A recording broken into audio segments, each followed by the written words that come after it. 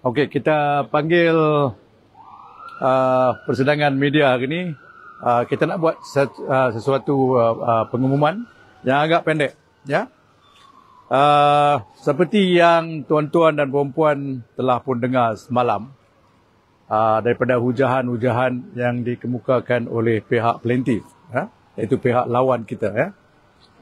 Kononnya Datuk Seri Najib telah pun membuat 5 pendedahan pembelaan beliau yang tidak selari dan juga yang bercanggah.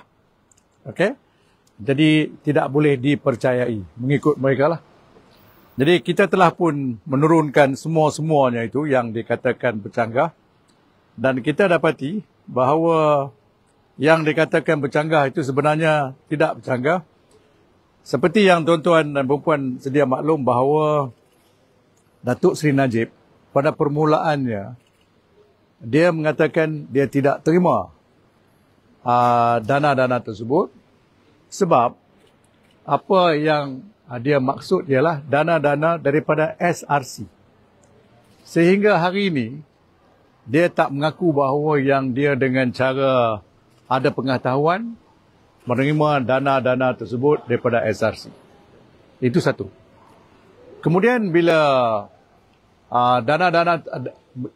dana tersebut telah pun masuk dalam akaun beliau, beliau juga menyangkakan bahawa dana-dana itu adalah daripada Saudi, iaitu donation daripada Saudi. Okey. Jadi kalau kita lihat dari secara menyeluruh, kita akan dapati bahawa tidak ada pernyataan beliau yang bercanggah, tapi semuanya selari belaka, ya.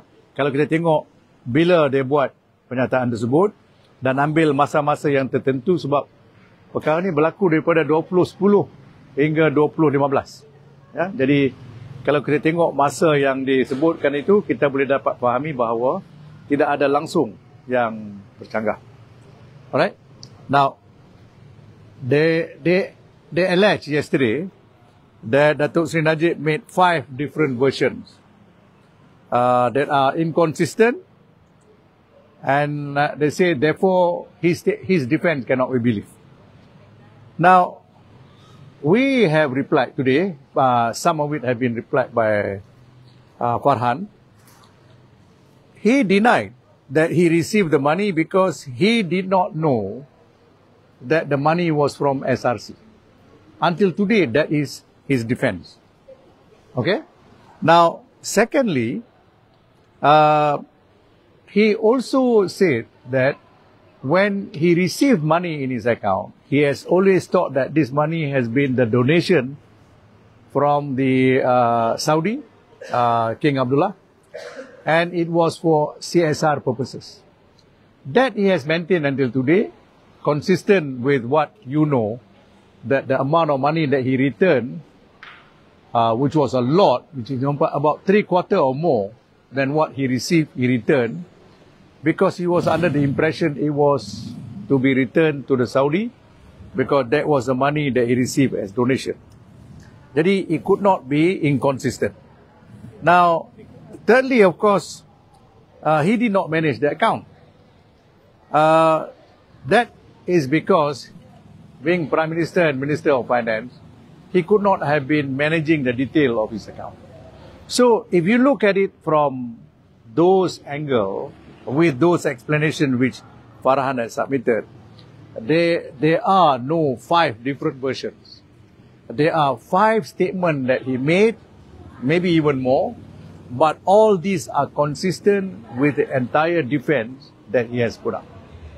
That is all I want to make the statement today. Anybody, any question? Yes. Yes. It's very consistent.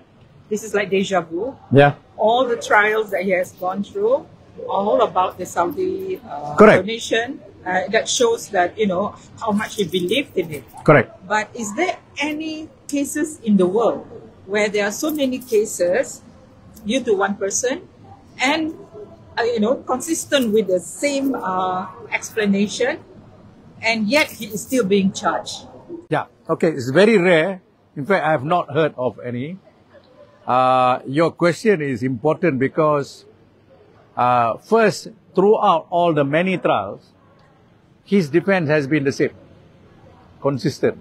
Not only during the trial, but even during the investigation by the MACC, his defense has been consistent. It never shifted at all. That would indicate to you that his defense must be trustworthy, and it is an honest defense. And if there was a mistaken belief, there was genuinely a mistaken belief of certain state of affairs. All right? Any other question? Yesterday they said there were 11 elements of power abuse, I think. I think it was about 11. Yes. And it's power abuse. Abuse of power. Abuse of power, sorry. Yeah. Abuse of power. And I'm surprised. He was the Prime Minister, he was the Minister of Finance. And yet he is charged for a corporate company's dealings with wrongdoing. That was today answered by Farhan. The expansion of that is going to come the next occasion. But what Farhan has covered is this. Farhan said, and this is his defense, the Datuk Seri Najib defense. As a Prime Minister as well as Minister of Finance, of course he gave certain suggestion and maybe even direction on a macro level for purposes of managing the nation. Because SRC, just like 1MDB, just like Petronas, they are giant of a company, or companies that we hope to be giants, like SRC, we hope them to be giant. So giving direction in that manner is a macro kind of management. You cannot expect the Prime Minister to give micro management. It just won't be possible. Those micro management are meant to be undertaken by the senior management and the board of directors, because they are the experts in various areas of managing such a company. That's what is meant. Yeah? Anything else? Thank you very much. Okay. Thank you very much.